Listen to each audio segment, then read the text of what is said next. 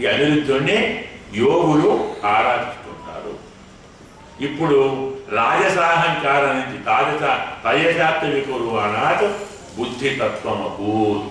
ఇప్పుడు పుట్టేది దీని ఏమంటాం మనం? బుద్ధితత్వము అంటాం. అంటే ఏమిటి? కర్మేంద్రియాలు, జ్ఞానేంద్రియాలు. ఈ బుద్ధితత్వం అనేటువంటిది ద్రవ్యస్ఫురణ విజ్ఞానం ఇంద్రియాణం అనుగ్రహ. ఈ బుద్ధితత్వంతో మనకు ద్రవ్యస్ఫురణం అంటే ఇది ఇది ఇది ఈ ద్రవ్యము, ఇది బల్ల, ఇది పుస్తకము, ఇది మైకు, ఇది గోడ అని తెలిసేది దేంతో? బుద్ధితోటే. తెలియటానే బుద్ధే కదా. బుద్ధి లేదని కూడా ఏం తెలియదే ఉండదు. కాబట్టి అన్ని ద్రవ్యాలను తెలిపేటువంటిది బుద్ధితత్వము. అందుకే ద్రవ్యస్ఫురణ విజ్ఞానం ఇంద్రియాణం అనుగ్రహ. అన్ని ఇంద్రియాలను ఇదే అనుగ్రహిస్తుంది. అంటే వాటితో మనస్సు సంకల్పిస్తే మనస్సు యొక్క సంకల్పంలోని చెడు మంచులను బుద్ధి తెలుసుకొని ఇంద్రియాలను ప్రవర్తింపచేస్తుంది. అన్ని ఇంద్రియములను న్యాయంగా ప్రవర్తింపచేసేది బుద్ధి. అందుకే మనం తప్పు చేస్తే ఏమంటారు? బుద్ధి లేదా అంటారు, మనస్సు లేదా అన్నారు. తప్పు మాట్లాడాం, ఓ తప్పు అని చేశాం, నీ మనసు లేదురా అంటారా? బుద్ధి లేదా? అలా చేశాం. మనస్సు చేసేది కాదు, చేయించేది కాదు, అనుకునేది. మనస్సు పని అనుకోవడం వరకే. అనుకున్న దాన్ని ప్రవర్తింపజేసేది బుద్ధి. కాబట్టి మనం తప్పు చేస్తే బుద్ధి లేదా? మనస్సు లేదా? నీ మనస్సు ఏమైంది? వాడి మనస్సు పాడైపోయింది చెప్పలే. ఎప్పుడంటాం? దయ లేకుంటేను, కాఠిన్యం పుట్టిస్తేను, క్రూరంగా ప్రవర్తిస్తే మనస్సు లేదా అంటే ఏమిటి? అసలు ఇలాంటి దాన్ని ఎలా సంకల్పించావు? ఫలానా పని చెయ్యాలని సంకల్పించడానికి మనస్సు కావాలి కదా. ఆ సంకల్పంలో కాఠిన్యమో, క్రూరత్వమో, ఘోరత్వమో ఉంటే మనస్సు లేదా? విన్నా దాని పని తప్పు చేస్తే బుద్ధి లేదా?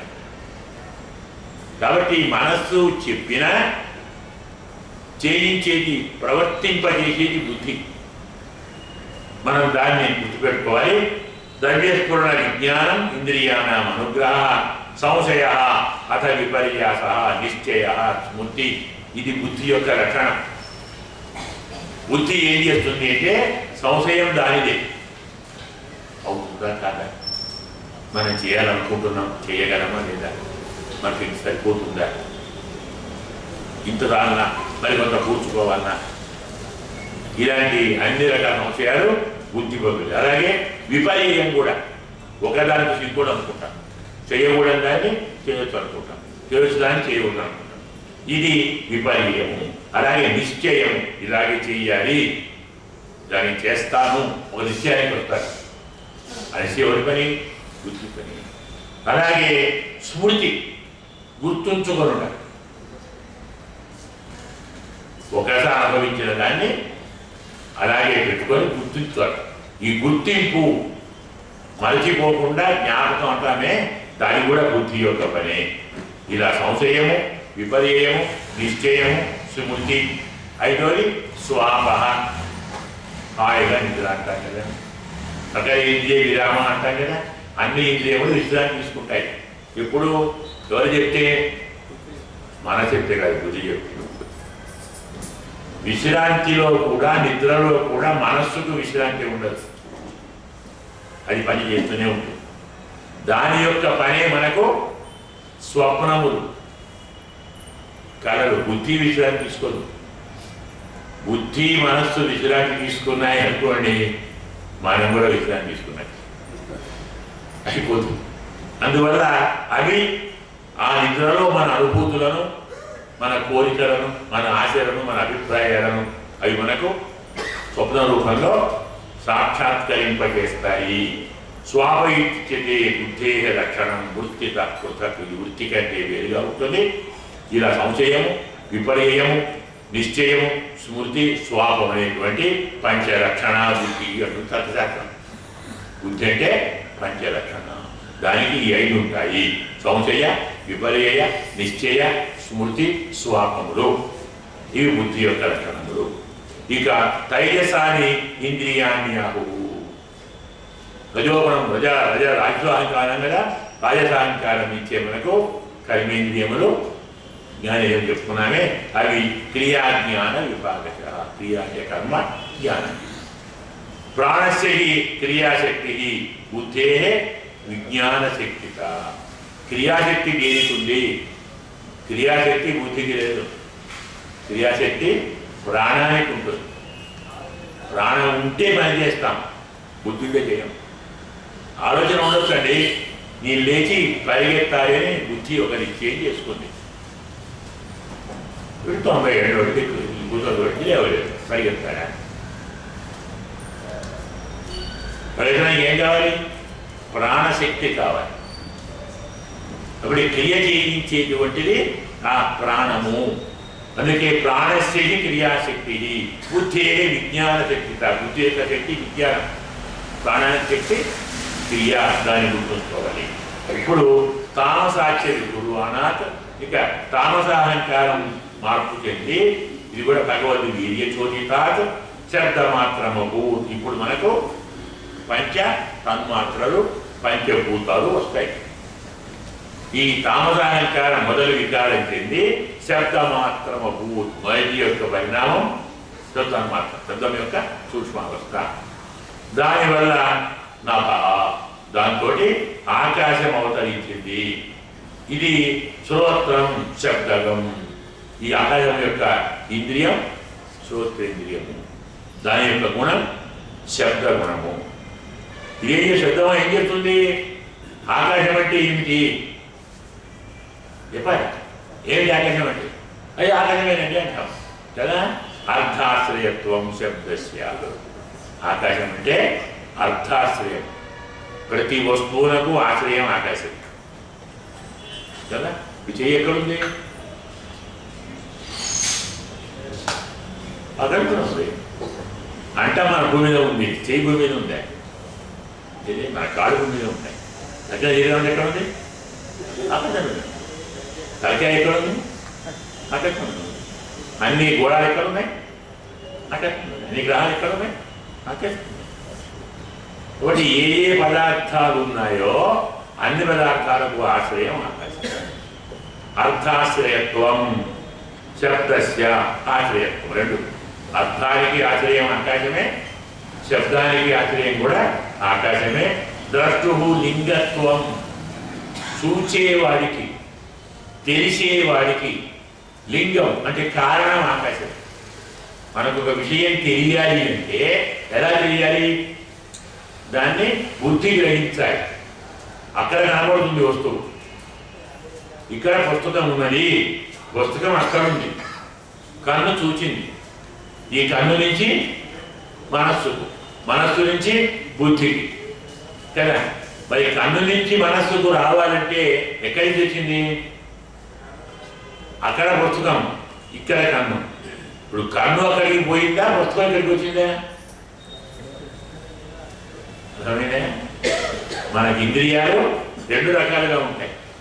ప్రాప్య ప్రకాశకారిత్వం, అప్రాప్య ప్రకాశకారిత్వం. కొంచెం శాస్త్రం అంటే శబ్దము వచ్చి చెవిలో పడుతుంది.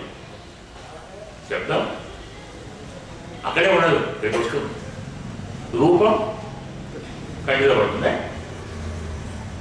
చూడండి, ఆలోచించాలి. శబ్దం చెవిలో పడుతుంది, రూపం కంటిలో పడుతుందా? రూపం దగ్గరికి కన్నుపోతుంది. చక్షురింద్రియం వస్తువు దగ్గరికి పోతుంది, శబ్దం ఇంద్రియం దగ్గరికి వస్తుంది. కాబట్టి చక్షు అనేది ప్రాప్య ప్రకాశకారి, శ్రోత్రం అనేటువంటిది అప్రాప్యం. అంటే ఎందుకు అయిపోయిందంటే ఒక మాట మనం మాట్లాడాం, ఆ మాట వచ్చి మన చెవిలో పడింది అంటాం. చెవిలో పడలేదా అంటాం. వ్యవహారం మనం ఏమైనా చెవిలో పడలేదని అంటాం. అంటే చెవి శబ్దం పడుతుంది. అలాగే రూపం కంటిలో పడుతుందా? పడుతుందని ఒప్పుకుంటే మనం పర్వతాన్ని చూస్తాం. పర్వతం ఏం కావాలి? వచ్చి మన కంటిలో పడాలి. దాన్ని ఏమవుతుంది? అసలు మనమే అవుతాం. పర్వతం యొక్క రూపం దగ్గరికి కన్ను వెళుతుంది, అంటే చక్షురింద్రియం వెళుతుంది. ఇక్కడికి అది రాదు. అలాగే శబ్దానికి మనకి చెవు పోదు, శబ్దం వచ్చేస్తుంది. ఏమిటి కారణం? వస్తువు ఎదురుగా ఉన్నప్పుడే చూడగలం. శబ్దం మనం ఇక్కడ ఉంటాం, ఎక్కడి నుంచో స్పీకర్లో మైకులో వస్తుంటుంది, అది వస్తుంది. మన ప్రాంతానికి పోలేదు, అది వచ్చింది. వాసన అంటే నాసిక గ్రామేంద్రియం. వాసన దగ్గరికి మనం పోతామా? ఇక్కడికి వాసన వస్తుంది, వాసన వస్తుంది, శబ్దం వస్తుంది, కను పోతుంది. తేడాది. ఎవరైనా కూర్చుంటే ఎక్కడో ఒక జంతువు ఏదో చనిపోయింది, ఆ దుర్వాసన వచ్చేది.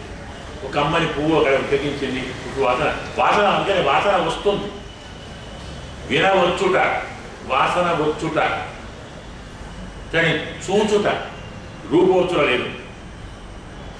అక్కడికి అనుభవాలి, శబ్దం చెవిలోకి రావాలి. ఇది ప్రాప్య ప్రకాశకారి, అప్రాప్య ప్రకాశకారి. రూపం అనేది ప్రాప్య ప్రకాశకారి. ఈ చక్షురింద్రియం అనేది అక్కడికి వెళ్ళి చూస్తుంది. శ్రోత్రేంద్రియం అనేది తన దగ్గర వచ్చి తీసుకుంటుంది.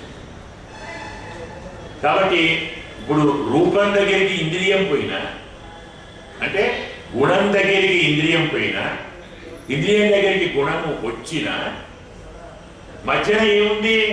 వాళ్ళది ఆకాశమే. ఈ ఆకాశం మధ్యన లేకుంటే ఇది పోదు, అది రాదు. శబ్దము రావాలన్నా అంత ఆకాశమే ఉండాలి. వాయువు ఆకాశం యోగా శబ్ద తెలియకేయగా అంటాడు. వాయువు ఉండాలి, గాలి ఉండాలి. గాలి లేకుండా ఆకాశం కనిపిస్తారా? శబ్ద తరంగాలను వాయువు తీసుకొని వస్తుంది. ఇంద్రియ తరంగాలను మనకు వాయువే తీసుకొని పోతుంది వస్తువు దగ్గర. మరి ఇంద్రియాన్ని చేర్చాలన్నా, గుణం చేరాలన్నా ఆకాశము కావాలి, వాయువు కావాలి. అందుకే ఆకాశం అనేది అర్థాశ్రయత్వం. ప్రతి అర్థమునకు, ప్రతి వస్తువునకు ఆశ్రయం ఆకాశమే. అందరము అన్ని ఎక్కడున్నాయి? ఆకాశంలో ఉన్నాయి. ద్రష్టృహు లింగత్వం, చూచే వారికి చిహ్నం కూడా ఆకాశమే. తన్మాత్రత్వం, శబ్దం యొక్క అతి సూక్ష్మ స్వరూపం ఆకాశము. ఇదండి ఆకాశం అంటే. తెలిసిందా? అర్థాశ్రయత్వం, ద్రష్టృహు లింగత్వం, తన్మాత్రత్వం. ఈ మూడు ఆకాశం యొక్క లక్షణము. ఇంతేకాదు చెప్తాడు భూతాన ఛిద్రదాతృత్వం. అంటే ఈ ఈ పైవి రెండుగా చెప్తాం, రెండు రకాలు. అంటే ఏమిటి? అర్థాశ్రయత్వం శబ్దస్య, ఇది ఈ లక్షణం ఆకాశాన్ని అనొచ్చు, శబ్దాన్ని అనొచ్చు. అంటే ఏమిటి? శబ్దం అంటే ఏమిటి? అర్థాశ్రయం. శబ్దం ఏమవుతుంది? అర్థమే. కాబట్టి శబ్దము అర్థాశ్రయత్వము. ద్రష్టువు లింగత్వం. ఒకటి ఒక వస్తువు అని తెలుసుకోవాలంటే ఏం కావాలి? శబ్దమే కావాలి. పుస్తకము అంటే ఒక ఈ పుస్తకం అంటే చూడకున్నా, కనులు చూడకున్నా పుస్తకము అంటే ఒక ఇలా ఉంటుంది అర్థం. కానీ లింగత్వం, చూచేవాడికి చిహ్నము శబ్దమే, అర్థానికి ఆశ్రయము శబ్దమే, తన్మాత్రం దాని చూడు. ఈ పైది శబ్ద లక్షణము, కిందిది ఆకాశ లక్షణము. మరి కొంచెం లోతుకు పెడితే రెండు లక్షణాలు ఉంటాయి. ఆకాశంలో అవే ఉంటాయి, శబ్దంలో కూడా అవే ఉంటాయి. విడ తీసుకుంటే మంచిది అనమాట. అందువల్ల మొదటిది శబ్దం యొక్క లక్షణం, రెండవది ఆకాశం. ఆకాశం అంటే ఏమిటి? భూతానం ఛిద్రదాతృత్వం. ప్రతి భూతమునకు అవకాశం ఇచ్చేది ఆకాశమే. భూమి ఎక్కడుంది? నీరు ఎక్కడుంది కదా? వాయువు ఎక్కడుంది అంటే అక్కడే. అగ్ని ఆకాశం. కాబట్టి అన్ని ద్రవ్యాలకు అవకాశాన్ని కల్పించేది ఆకాశమే. అది లేదు, ఇవేవి లేవు. అందుకే భూతానాం ఛిద్రదాతృత్వం. ఎలా? బహికి అంతర, లోపల వెలుపల. ఒక వస్తువు ఇక్కడ ఉంది అంటే, ఇక్కడ ఈ పువ్వు ఉందంటే, ఈ పువ్వు ఎక్కడుంది? ఆకాశంలో కదా. ఈ పువ్వులో ఒక రేకుకు మరో రేకుకు సంబంధం ఉందా? అది ఎలా ఉందా లేదా? అక్కడే ఉంది, ఆకాశం. పువ్వు మొత్తం ఆకాశంలో ఉంది, ఆకాశంలో పువ్వు ఉంది, పువ్వులో ఆకాశం ఉంది కదా. ఆలోచించండి. ఒక వస్త్రం ఆకాశంలో ఉంది, వస్త్రంలో ఆకాశం. ఒక వస్త్రం వేసామంటే తప్ సంయోగ వస్త్రం అంటారు. దారాలన్నీ సంబంధంగా కలిసి ఉండటాన్ని ఆకాశము, మనైతే వస్త్రము అంటాం. దారములు కలిసి ఉండుట అంటే దారములు ఎక్కడ కలిసాయి? ఆకాశంలో. కలిసిన దారంలో ఏముంది? ఆకాశం. బహిః అంతరం. ప్రతి వస్తువు లోపల ఆకాశం ఉంది, ప్రతి వస్తువు ఆకాశంలో.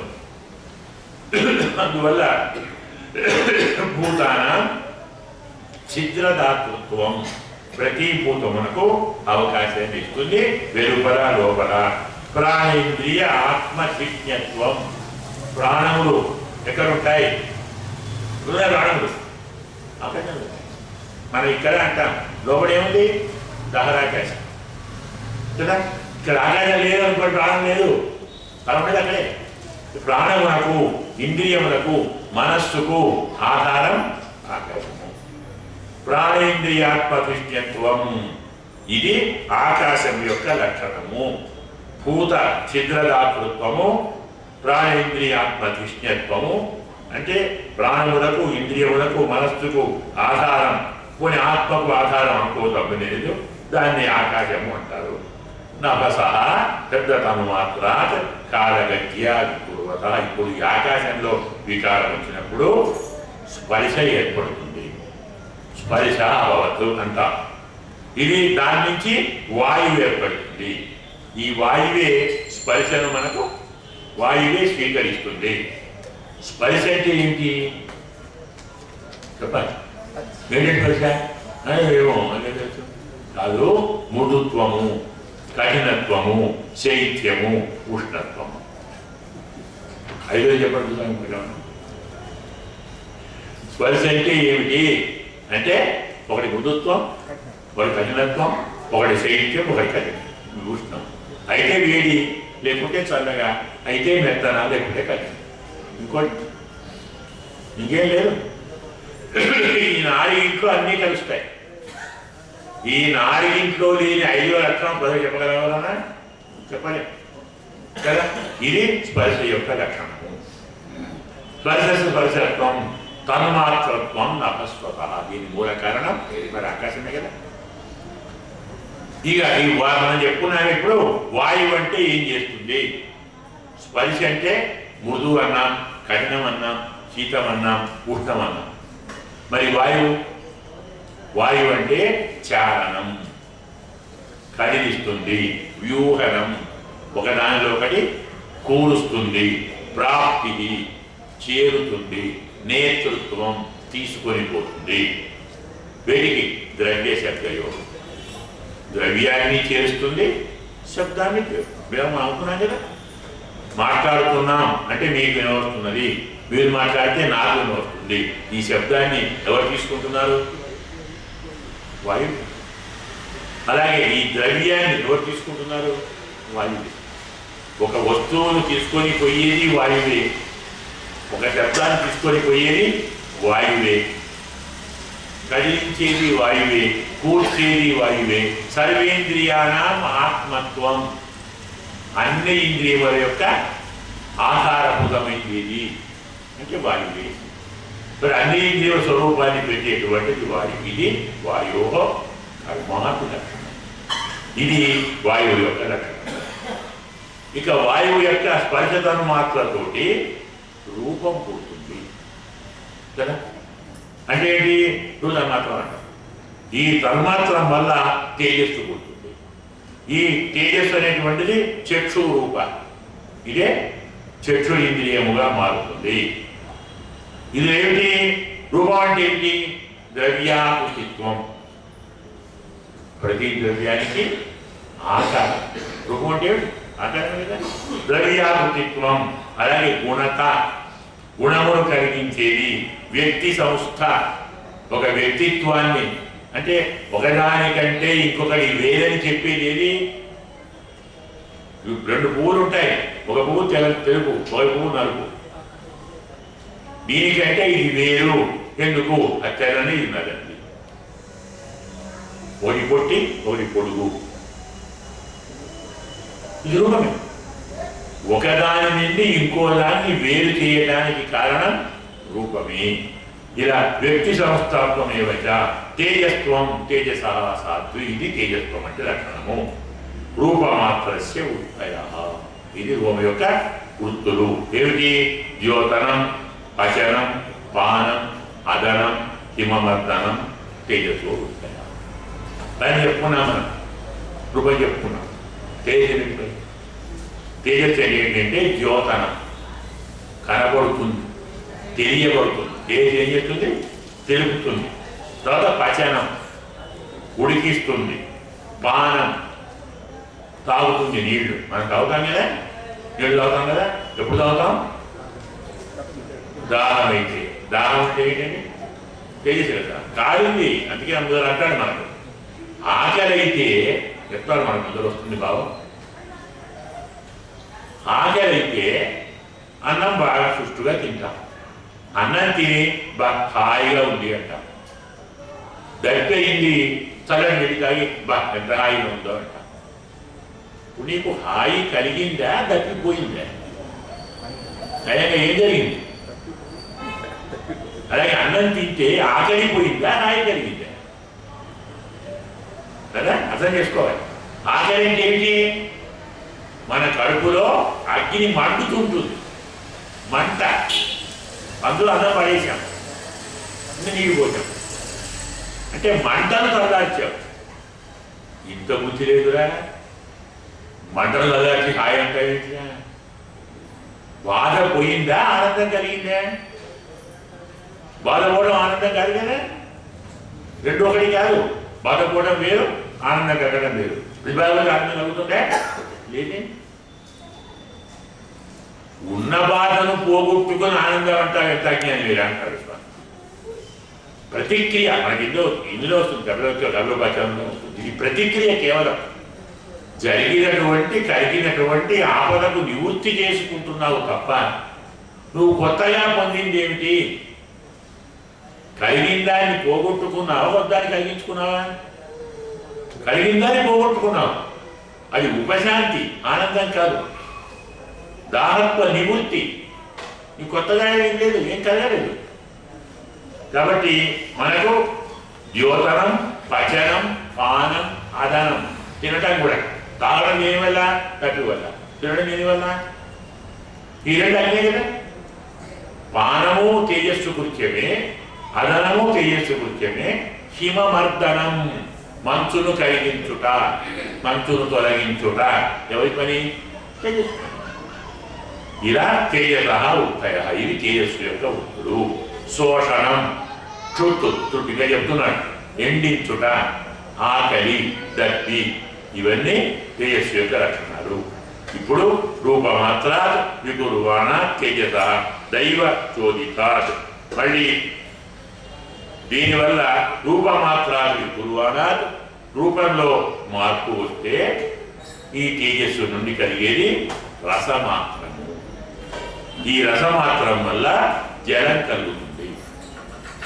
ఈ రసాన్ని తీసుకునేది జిహ్వా. జిహ్వా ఇంద్రియము రసాన్ని స్వీకరిస్తుంది. రసం అంటే ఏంటండి? మధుర, ఆమ్ల, లవణ, కషాయ, కటు, తిక్త, షడ్రసము.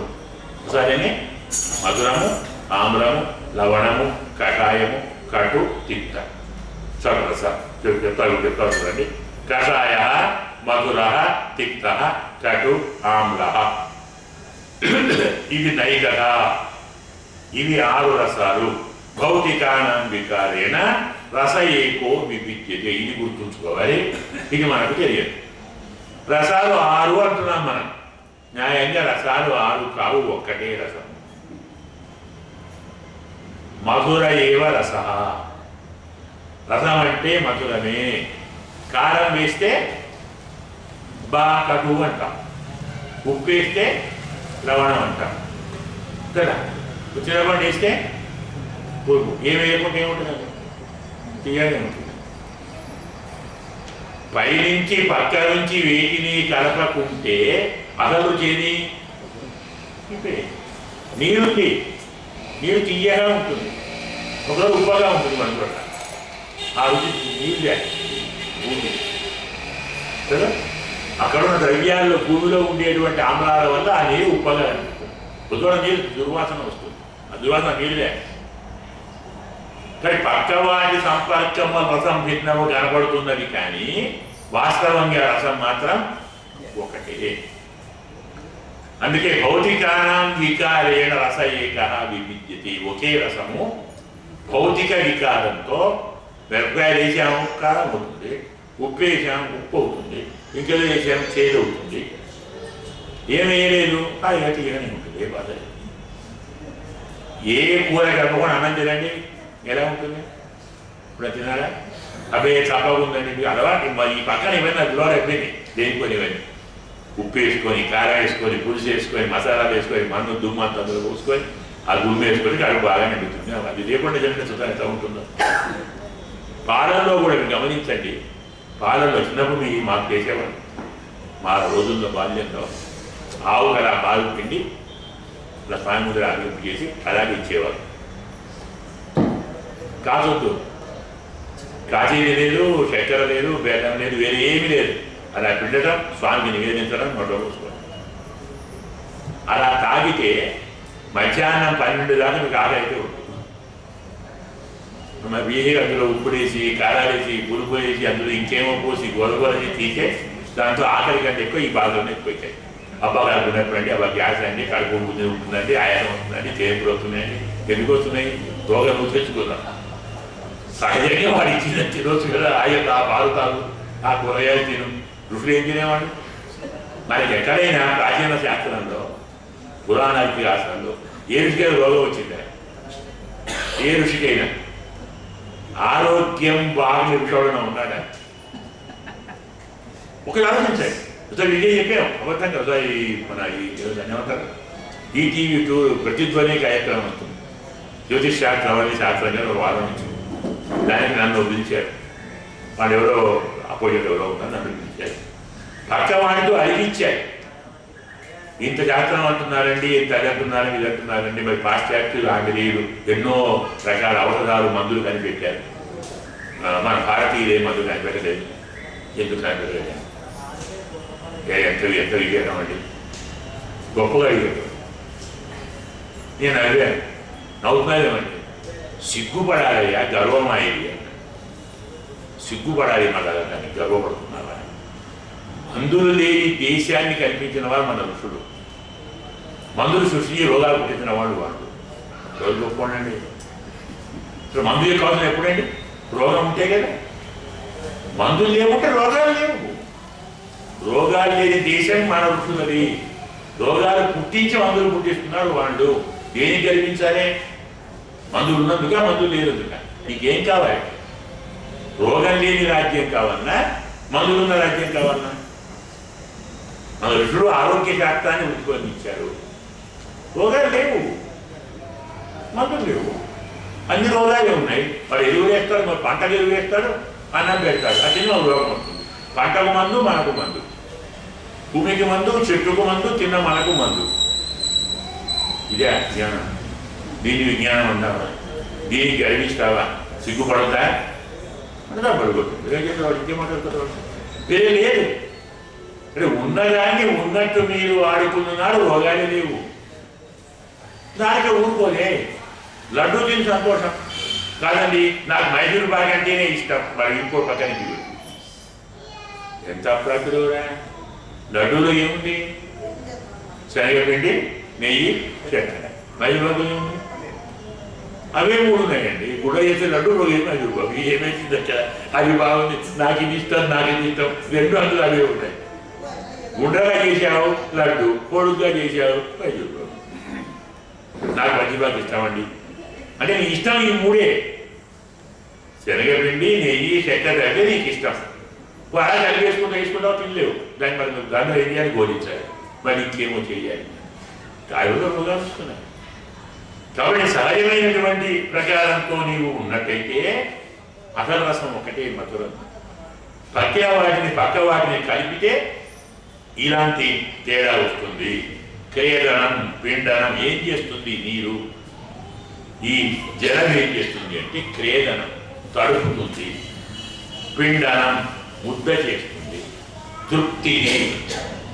భక్తుడిగా అయ్యేది తినేందుకు కాదు, ఇక్కడ తిన్నా ఏం లాభం లేదు. తిన్నా ఏం చేయాలి? దేవుడు తాగాడు, తాగితే అప్పుడు తినకూడదు. తృప్తి అప్పుడు. ఆహారం అనేది ఆకలికి పోగొడుతుందేమో కానీ తృప్తి కలిగించేది జలమే. తడిపేది నీరే, ముద్ద చేసేది నీరే, తృప్తి కలిగేది. అలాగే ప్రాణ ఆప్యాయన ఉందనం, బతికించేది కూడా నీరే. అన్నం లేకుండా మన ఉండొచ్చు, నీరు లేకుండా 3 గంటలు 3 నిమిషాలు అదే మరి బతికించేది కూడా నీరే. ఆప్యాయనం మురిపించేది. అలాగే ఉందనం ఉప్పు వస్తుంది, ఉబ్బుతుంది. మన నీళ్ళలో వస్తే ఏమవుతుంది? శనగలు నీళ్ళలో వేసాము, గడవాలు ఇంత అయిపోతుంది. కాబట్టి ఉందనం అంటే ఉప్పుట, ఆప్యాయనం అంటే ముంచుట, తరగుట, ప్రాణనం బతికించుట, తృప్తి, అలాగే ముద్ద చేయుట, తడుపుట, ఇవి. అలాగే తాపాపనోద, తాపాన్ని తొలగించేది. అలాగే భూయస్త్వం, నీరు ఇంత ఉన్నదాన్ని ఇంత చేస్తుంది. అర్థమైందా? పావు చేరు బియ్యం గిన్నెలో పోసాం, గిన్నెకి ఎంత వస్తాయండి? ఆ బియ్యం పోస్తే గిన్నెలో ఎంత ఉంటాయి? ఎక్కడ ఉంటాయండి అవి? అడుగున ఉంటాయి కదా. పావు కిలో బియ్యం గిన్నెలో పోస్తే అడుగున ఉంటాయి. అది ఉడికినాక మీరు కొత్తగా ఏమైనా పోసారా? అవే బియ్యం కదా. గిన్నెలో అడుగున ఉన్న బియ్యమే అన్నం అయ్యే వరకు నిండే. ఏది నింపింది? నీరు పోయి నింపింది. అదే నీరు పోయి బియ్యం అందులో పోయండి, గిన్నెలో పోయి బియ్యం పెట్టండి, ఏమైతే మాడిపోయి కరగవు. అవునా? బియ్యం అన్నం కావాలంటే నీరు పోయాలి. నీరు ఏం చేస్తుంది? కఠినంగా మెత్తగా చేస్తుంది, ఇంత ఉన్నగా ఇంత చేస్తుంది. కానీ వస్తువును పెంచుతుంది, వస్తువు యొక్క స్వరూపాన్ని మారుస్తుంది, వస్తువులో తాను చేరుతుంది, వస్తువును తడుపుతుంది. దానివల్ల మనకు తృప్తి కలిగిస్తుంది, తాపాన్ని తొలగిస్తుంది. ఇవన్నీ జాగ్రత్తగా గమనించాలి. ఇందులో చెప్పిన లక్షణాలు ముందర పెట్టుకుంటే మనకు అన్ని స్పష్టంగా అర్థమవుతాయి. కొత్త లక్షణం ఎవరు చెప్పలేడు. ఇస్తారు ఎక్కువ వ్యాస భగవానుడు అలా కూర్చొని చెప్పుకుంటూ పోయాడు. చూసుకుంటే మీరు కావాలి, ఏం కావాలని చూసుకోండి. ఇంకేం దొరకదు చూడండి. తాపాపనోద, తాపాపనోద భూయస్త్వం అంబస ఉత్తయ, ఇవి జలం యొక్క వృత్తులు. ఇక రసమాత్రంలో వికారం వచ్చినప్పుడు అందులో నుంచి గంధమాత్రం పుట్టినది. దీనివల్ల పృథివీ గ్రహించే ఇంద్రియం, ఘ్రాణేంద్రియము. ఇప్పుడు గంధం అంటే ఏమిటి? ఎన్ని రకాల వాసన?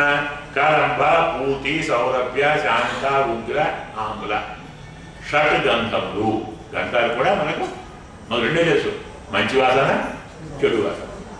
మంచిలో 3 ఉన్నాయి, చెడులో 3 ఉన్నాయి. మహా ఉగ్రమైన దుర్వాసనలో మహాభయంకర దుర్వాసన ఉంటుంది. మహా ఉగ్రం అంటే వెంటనే కనపడి వచ్చేస్తాయి, భరిస్తలే.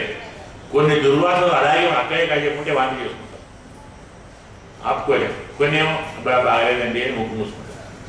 కొన్ని ముక్కు మూసుకుంటే ఆగుతాయి, కొన్ని వెళ్ళిపోతే ఆగుతాయి, కొన్ని వెళ్ళిపోయిన ఉదయం వాంతి వచ్చేస్తుంది, కొన్ని మొత్తం నీళ్లు కారుతుంటాయి. ఇది ఉగ్రం అంటాం. కాబట్టి కరంభ, పూతి అంటే దుర్గంధం, పూతి గంధం, సౌరభ్యం సుగంధం, శాంతం, దుర్వాసన లేదు, మంచివాడు మామూలుగా ఉంటుంది. ఉగ్ర, ఆమ్లం, ఈ 6 రకాల వాసన. ఇవి దేనివల్ల? ద్రవ్య అవయవ వైషమ్యాత్ గంధ ఏక విద్యతే. న్యాయంగా గంధం అనేది ఒకటే, కానీ అవయవాల్లో వచ్చే మార్పు వల్ల ఈ భేదం వస్తున్నది. ఈ పువ్వు ఉంది, వాసన చూస్తే దీని దేవుడు చూడండి వాసన, ఇదే పువ్వును అబ్బా అని అక్కడ వారేస్తాం. ఏమైంది? పువ్వు మారిందా? పువ్వులు అవయవాలు మారిపోయాయి. అంటే దాంట్లో గాలి చేరి, నిప్పు చేరి, నీరు చేరి, ఇంకేదో చేరి, ఇంకేదో చేరి. పండు అంతే, తెంపుడు చాలా ఫ్రెష్గా బాగుంటుంది పండు. ఆ రోజు తెల్లారి మరునాడు బాగుంటాయి. ఇంకో 4 అలాగే ఉంటే మురిగిపోతుంది. వాసన చూస్తారా? అసలు వాసన ఒకటే, ద్రవ్యావయవాలలోని మార్పు వల్ల వాసనలు ఇన్ని రకాలుగా ఉంటాయి. భావనం చూడండి, మరి ఇప్పుడు ఏమంటున్నాడు? పృథివీ అంటే ఏమిటి? భావనం అంటే ఉనికి. ఏదైనా వస్తువు ఉండాలంటే ఎక్కడ ఉండాలి? మరి భూమి మీదే కదా. అన్నిటి యొక్క ఉత్పత్తి అన్నమాట, పుట్టుక అర్థం. మాకు ఎలా పడుతుంది? భూమి మీద. అలాగే బ్రహ్మణ స్థానం, పరమాత్మ యొక్క నివాసము. పెద్ద వస్తువులకు ఆవాసము. కారణం, అన్నిటినీ ధరించేది. సత్తు విశేషణం, అన్ని సత్తులు అందులోనే ఉంటాయి కదా. ఉన్న భూమిలో ఉంటాయి, లేకుంటే ఏముండదు. అలాగే సర్వసత్వ గుణ ఉద్భేద, అన్ని గుణాలు అక్కడి నుంచే పుడతాయి. రూపం కావాలన్నా, రసం కావాలన్నా, స్పర్శ కావాలన్నా కదా, శబ్దం కావాలన్నా ఇత్తు వేస్తే మొలక ఇస్తుంది కదా. ఆ మొలకల నుంచి కొన్నాళ్లకు ఓ పువ్వు వస్తుంది, ఓ పిందె వస్తుంది, ఓ కాయ వస్తుంది, అదే పండు అవుతుంది. మొలక కారణం ఏమిటి? భూమి. పిందె కారణం ఏమిటి? భూమి. పండుకు, కాయకు తెలుపు, ఎరుపు, నలుపు, పసుపు ఇన్ని రూపాయలు అందులో మారుతాయి. ఆల్రెడీ కారణం ఇదే.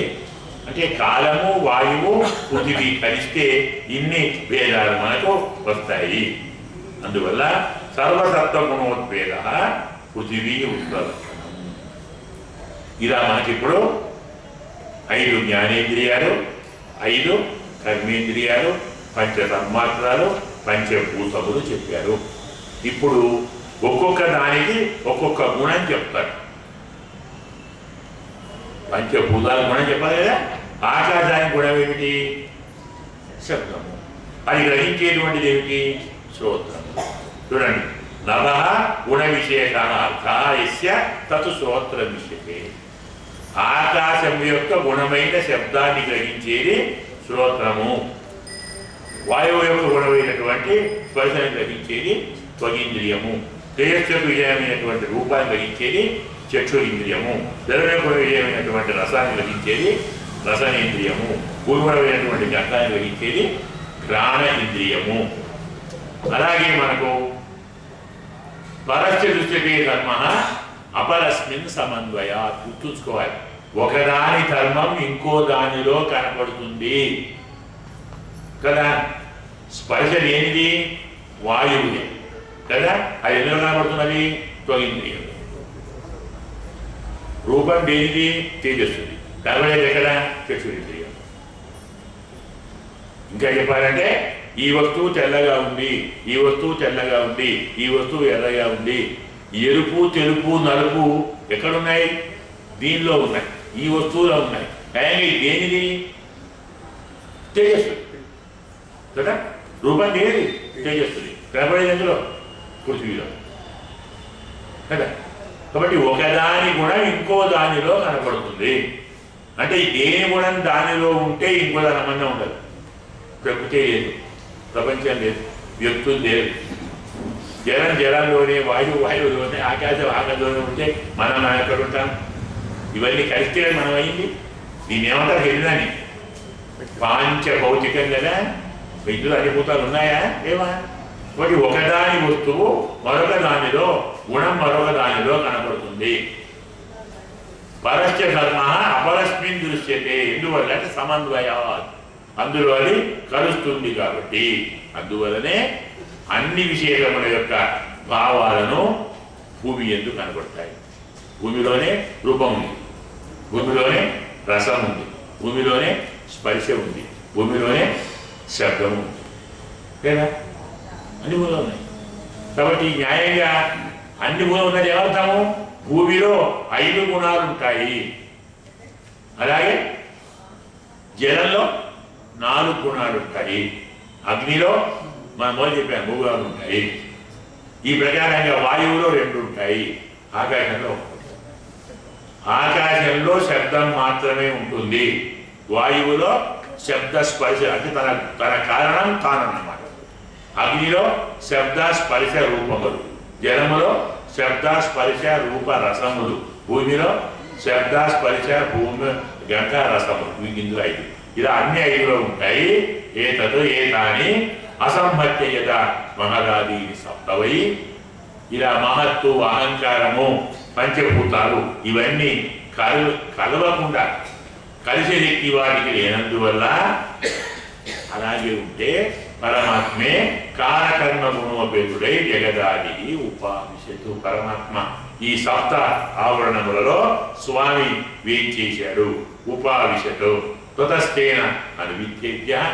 పరమాత్మ అందులో చేరి క్షోభ కల్పిస్తే విడిగా ఉన్న వాటిని కలిపి కలిసిన వారిని వేరు చేసి రెంటిలో తాను చేరితే అదంతా ఒక ముద్ద అయింది. దాన్నే అండము అంటాము. ఇది బ్రహ్మాండము, అచేతనము. ఉత్థితం పురుష యస్మాత్. అందులో నుంచి బ్రహ్మ ఉత్థిత లేచాడు. ఉదతిష్టతు. అతన్ని మనం విరాట్ పురుషుడు అంటాము. దండం విశేషాఖ్యం. ఇది బ్రహ్మాండము, ఇదే విశేషాండము. క్రమవృద్ధై దశోత్తరై.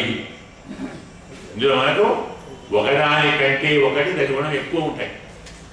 అంటే భూమి కంటే దశగుణం జలం, దశగుణం అగ్ని, దశగుణం వాయువు, దశగుణం ఆకాశం, దానికి దశగుణం అహంకారం, దశగుణం మహత్తత్వం.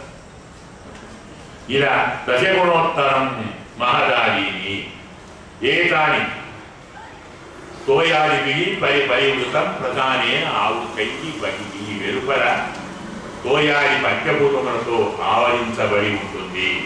ఎత్ర లోకవితానోయం రూపం భగవతో హరే. అందులో ఉన్నటువంటి భగవత్ రూపమే సకల లోకముల యొక్క నివాసము. ఇలాంటి జలమయమైనటువంటి అండకోశం నుండి జలం నుండి పడుతున్నటువంటి స్వామి తమ ఆవిశ్య మహాదేవ బహుదా నిర్వివేదకం. ఆ విరాట్ పురుషుడు ఆ స్వామి ఈ అండాన్ని పలు రకములుగా వేయించాడు. ఏ అది నిరభిద్యతాస్య ప్రముఖం వాణి తతః అభవతు. ఈ పరమాత్మ వివరించిన తర్వాత ఏవేవి కావాలి, దేనితో కూర్చాలో తన సంకల్పంతో వాటిని దానితో కూర్చాడు. అలా ఒక్కొక్కడి కూర్చున్నప్పుడు ఒక్కొక్క అవయవం ఏర్పడింది ఆ పురుషుడికి. నిరభిద్యతాశ్రమం ముఖం, మొదలు ముఖం వచ్చేసింది. దాని నుండి వాణి అంటే వాక్కు వచ్చింది. వాణి నుంచి వన్య వచ్చినది. దాని తర్వాత నాసే నాసికలు, దాని నుంచి ప్రాణము, అందులో ఉండేటువంటిది జ్ఞానేంద్రియము. జ్ఞానేంద్రియం నుంచి వాయువు వచ్చేసింది. దాని నుంచి 2 నేత్రాలు వచ్చాయి. అందులో ఇంద్రియము చక్షురింద్రియము. దాని నుంచి వచ్చేటువంటి తస్మాత్ సూర్య. అతిదేవత ఎవరు? చక్షురింద్రియానికి సూర్యుడు. వివిధ్యేతాం కర్ణవు. వాటి నుంచి 2 చెవులు ఏర్పడ్డాయి. అందులో వచ్చేటువంటి ఇంద్రియము శ్రోత్రేంద్రియము. దాని దేవతలు దిక్కులు. తరువాత నిరుపేద విరాజ త్వత్. అప్పుడు చర్మం ఏర్పడింది. దాని నుంచి రోమములు, తర్వాత శ్మశ్రువులు. దాని నుంచి వచ్చేవి ఓషధులు వచ్చాయి. ఓషధయ. దాని నుంచి శిస్త్రం అంటే ఉపస్థేంద్రియం అవతరించినది. దానికి అధిపతి బ్రహ్మ, ప్రజాపతి అంటాము. దాని నుంచి వచ్చినటువంటిది రేతస్సు, వచ్చేటువంటిది జలము. దాని నుంచి వచ్చేటువంటిది ఉదయింద్రియం అంటే మనకు వాయు ఇంద్రియము. దీన్ని మనం విభాగం చేస్తే అపానం వచ్చినది. ఈ అపానం నుంచి మృత్యువు ఆవిర్భవించాడు. తరువాత హస్తములు ఏర్పడ్డాయి. దానికి ప్రధాన కారణం బలము. అందులో ఉండేటువంటి వాడు ఇంద్రుడు. తరువాత పాదములు ఉత్పన్నమయ్యాయి. దీనికి ప్రధానమైన కర్మ గతి గమనము. దాంట్లో ఉండే స్వామి హరి శ్రీమన్నారాయణుడు. తరువాత నరములు ఏర్పడ్డాయి. దాని నుంచి లోహితం అంటే రక్తము. తరువాత వప. దాని నుంచి నదులు ఏర్పడ్డాయి. దాని నుంచి ఉదరం ఏర్పడింది. ఉదరం నుంచి ఆకలి దప్పులు ఏర్పడ్డాయి. దాని నుంచి సముద్రము. దాని నుంచి మనకు వచ్చేటువంటిది హృదయము. హృదయం నుంచి మనస్సు ఏర్పడుతుంది. మనస్సు నుంచి చంద్రుడు ఏర్పడ్డాడు. దాని నుంచి బుద్ధి ఏర్పడినది. జగతి సాక్షాత్తు వాక్పతి బ్రహ్మ. అహంకారం దాని నుంచి పుట్టినది. అహంకారాది దేవత రుద్రుడు. వచ్చేటువంటిది చిత్తము. దాన్ని ఏమంటారు? చైత్యము అంటారు. రుద్రుడికి ఏం పేరండి? నమో చైత్యాయ. స్వామికి పేరు, రుద్రుడికి పేరు నమో చైత్యాయ, నమో వైత్యాయ, నమో బ్రహ్మణే, నమో అభిప్రతే, నమో బభ్రువే. ఇది ఆయన మరి అర్థం కాదు. చైత్యం అంటే ఏంటో చిత్తం, అంతఃకరణం. అహంకారం. అట్లా అలా అహంకార రుద్ర అచిత్తం చేతతో పోతు ఏది అభ్యుత్థిత దేవా. వీరందరూ వచ్చారు, వీరందరికీ దేవతలు కూడా ఏర్పడ్డారు.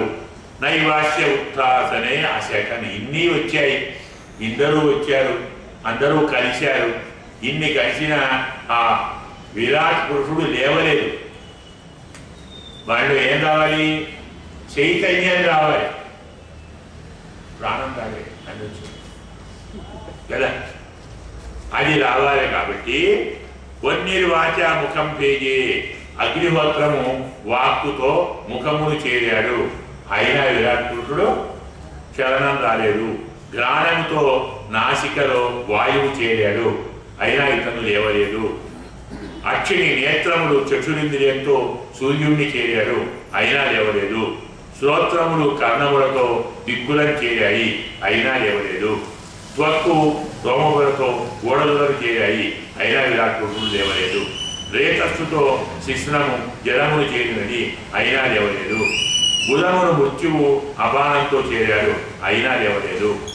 హస్తములు ఇంద్రునితో కలిసి బలముతో చేరాయి, అయినా స్వామి లేవలేదు. విష్ణువు గతితోటి పాదాలను చేరాడు, అయినా విరాటుడు లేవలేదు. నాడులు నదీ రూపంలో రక్తంతో కలిశాయి, అయినా లేవలేదు. క్షుత్రుడు ఆకలి దప్పులతో ఉదరం సముద్రాన్ని చేరినది, విరాటులో చలనం లేదు. హృదయము మనస్సుతో చంద్రుణ్ణి చేరినది, అయినా లేవలేదు. బుద్ధి బ్రహ్మతో హృదయాన్ని చేరాడు, అయినా లేవలేదు. రుద్రుడు అభిమతితో హృదయాన్ని చేరాడు, అయినా లేవలేదు. చిత్తంతో హృదయం చైత్యం క్షేత్రజ్ఞుడు ప్రవేశించాడు. చిత్తంలో క్షేత్రజ్ఞుడు ప్రవేశించాడు. విరాట్ పురుష నివబిద్ద. వాడు వచ్చిన తర్వాత ఆ విరాట్ పురుషుడు నీటి నుంచి పైకి వచ్చాడు. క్షేత్రజ్ఞుడు రాకుండా ఎన్ని వచ్చినా, ఎన్ని చేసినా, ఎన్ని ఉన్నా అవన్నీ ఉన్నట్టు కాదు కదా. క్షేత్రజ్ఞ సమ్మేళనంతో ఈ పురుషుడు ఉదతిష్టతు. అందువల్ల యదా ప్రసుప్తం పురుషం ప్రాణేంద్రియ మనోతిజ. పడుకొని ఉన్న పురుషుణ్ణి ప్రాణములు కానీ, ఇంద్రియములు కానీ, మనస్సు కానీ, బుద్ధి కానీ ప్రభవంతి. లేపడానికి చేత కాలేదు. ఏన నిరుత్థాపయితం. ఎవరు లేకుంటే ఈ పురుషుడు ఎవరో, క్షేత్రజ్ఞులు లేకుంటే, అంటే ఆత్మ లేకుంటే ఇవన్నీ ఎన్నున్నా వీరు కదలిక లేదు. తమస్మిన్ ప్రత్యేగాత్మానం ధియా యోగ ప్రవృత్తయ. కాబట్టి మనం ఇన్నిటితో ఏం చేయాలి? వాణ్ణి పట్టుకోవాలి. ఎవడు వస్తే ఈ శరీరం అంతా క్రియావత్ అవుతుందో, కదలిక వస్తుందో, చైతన్యం వస్తుందో, పనిచేస్తుందో, ఈ బుద్ధితోటి, ఈ మనస్సుతోటి, ఈ సంకల్పంతో, ఇంద్రియములతోటి ఆ ప్రత్యేగాత్మను దర్శించుకోవాలి. ఆత్మ సాక్షాత్కారాన్ని పొందాలి. యథా ప్రసుప్తం పురుషం ప్రాణేంద్రియ మనోతియా ప్రభవంతి వినాయన నోత్థాపయితు మోజస తమస్మిన్ ప్రత్యేగాత్మానం. ఆ ప్రత్యేగాత్మను యోగ ప్రవృత్తమైన బుద్ధితో, భక్తితో, విరక్తితో, జ్ఞానముతో విడదీసి మనస్సులో ధ్యానం చేయండి. యోగంతో ఎవరిని ధ్యానం చేయాలి? ప్రత్యేగాత్మను ధ్యానం చేయండి. ఆత్మ సాక్షాత్కారం ఇస్తే అప్పుడు మెల్లగా ఆత్మలో ఉన్న పరమాత్మ అప్పుడు కనబడతాడు. ఆత్మ సాక్షాత్కారం కోసం యోగ బుద్ధి కావాలి. యోగం కావాలంటే భక్తి కావాలి, విరక్తి కావాలి, జ్ఞానం కావాలి. వీటిని మనం కలుపుకొని ఇలా ఉంచుకున్నట్లయితే మనకు స్వరూపం ఏర్పడింది, ఆత్మ సాక్షాత్కారం జరుగుతుంది. ఇది మనకు సాంఖ్య లక్షణం. ప్రతి వస్తువును, ప్రతి ఇంద్రియమును, ప్రతి ద్రవ్యమును అది అంటే ఏమిటి, అది ఏం పని చేస్తుంది, అది ఎక్కడుంది, ఎలా ఉంటుంది, ఎలా మనం దాన్ని గుర్తుపట్టాలి అన్ని చాలా విస్పష్టంగా చెప్పాడు. ఇప్పుడు ప్రకృతిలో ఈ పురుషుడు ఉన్నా, ఎక్కడ పురుషుడు మనం చెప్పుకున్నాం ఇప్పుడే, ప్రకృతిలో ఉన్నాడు. కానీ ప్రకృతి గుణాలు న్యాయంగా పురుషునికి అంటవు. ఆత్మ ప్రకృతిలో ఉన్నట్టు కనపడుతున్నా, ప్రకృతిలో ఉన్నా, ఆత్మలోకి ప్రకృతి వచ్చి చేరినా ప్రకృతి గుణాలు ఆత్మలోకి రావు. ఎందుకు? ఆత్మ అవికార అకర్తృత్వ, దానికి వికారము ఉండదు, కర్తృత్వం ఉండదు, ఎలాంటి ప్రకృతి గుణాలు ఉండవు. మరి ఇవన్నీ కలిగి జలార్థవద్దు. నీటిలో తులిగో పడుతుంది, నీళ్లు తుడిలో ఉన్నాయా? ఆయన కలిశాడా సూర్యుడు? అది కేవలం బింబమే. నీటిలో ఉన్నటువంటి సూర్యుడికి నీటిలోని దోషాలు గుణాలు ఎలాగంటావో, ప్రకృతిలో ఉన్నటువంటి ఆత్మ కూడా ప్రకృతి గుణాలేవి అంటవు. సయేషయరికి ప్రకృతే గుణేషు